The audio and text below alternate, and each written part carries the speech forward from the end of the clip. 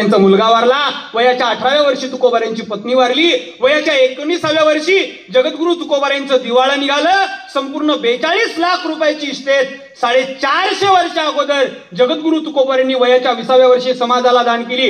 ज्या समाजाला इस्टेट दान केली तोच समाज आता आपल्याला काही देत नाही. 21व्या वर्षी कर्जाच्या सर्व वह्या त्या नदी इंद्रायणीमध्ये बुडवून टाकल्या.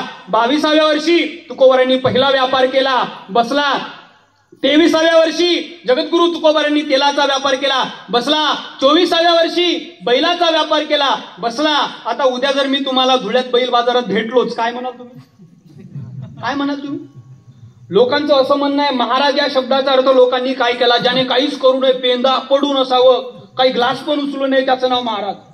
पण एक बोलू का, गुरुवर्य आमचे तात्या म्हणतात साधू निष्काम असावा. साधू निष्काम असावा, पण साधू निष्क्रिय असू नये. जर साधू निष्क्रिय असेल तर त्याचा परिणाम जगावर विपरीत होत असतो. साधू सक्रिय असावा.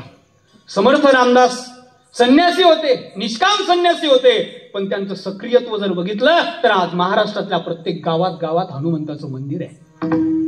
ही सक्रियता आहे. साधू सक्रिय असला पाहिजे. वयाच्या 27व्या वर्षी जगद्गुरु तुकोबारायांनी शेवटचा व्यापार, कर्जबाजारी झालो, आता सावकार सुद्धा कर्ज देत नाही म्हणून